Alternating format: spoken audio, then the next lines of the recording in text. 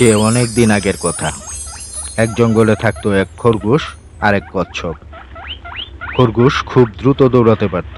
সে সবসময় গর্ব করে বলতো, আমি দৌড়ে সবার থেকে এগিয়ে, কেউ আমাকে হারাতে পারবে না। অন্যদিকে কচ্ছপ ছিল শান্ত, ধীর আর পরিশ্রমী।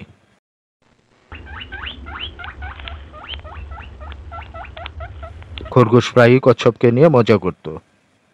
আরে কচ্ছপ, তুমি তো হাঁটতেই পারো না ঠিক মতো, আমার সঙ্গে দৌড় প্রতিযোগিতা করবে নাকি? কচ্ছপ হেসে উত্তর দিল, কেন নয় খরগোশ, কাল সকালেই দৌড় প্রতিযোগিতা হোক। পরদিন সকালে জঙ্গলের সব প্রাণী জড়ো হলো দৌড় দেখার জন্য। দৌড় শুরু হলো।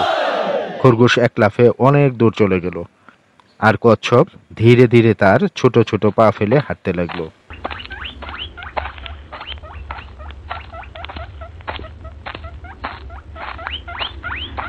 খরগোশ পিছনে তাকিয়ে দেখে কচ্ছপ অনেক দূরে।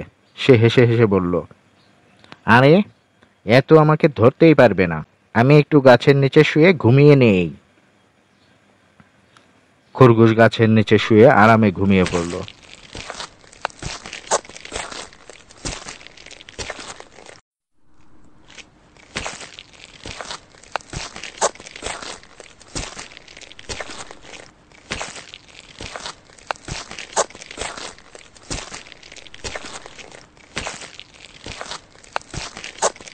এদিকে কচ্ছপ ধীরে ধীরে চলতে চলতে খরগোশকে পেরিয়ে গেল।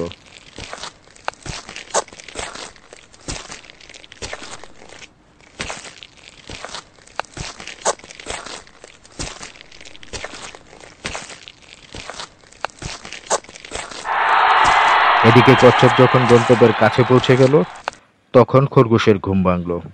খরগোশ দেখল কচ্ছপ প্রায় গন্তব্যস্থানে পৌঁছে গেছে। সে তখন খুব জোরে দৌড়াতে শুরু করলো, কিন্তু সে অনেক দেরি করে ফেলেছে। তাই সে কোনোভাবেই আর কচ্ছপকে ধরতে পারল না।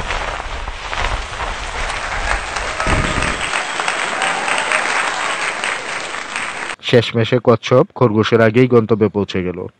সব প্রাণী হাততালি দিয়ে উল্লাস করতে লাগলো।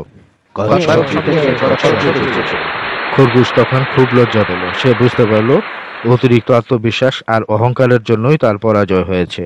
ওদিকে কচ্ছপ ধীর গতিতে হাঁটলেও সে তার কাজে স্থির ছিল, তাই সেজন্যই সে জয়লাভ করেছে।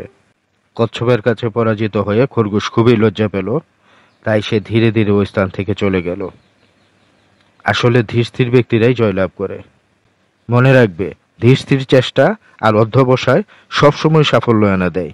অতিরিক্ত আত্মবিশ্বাস অনেক সময় ব্যর্থতার কারণ হয়।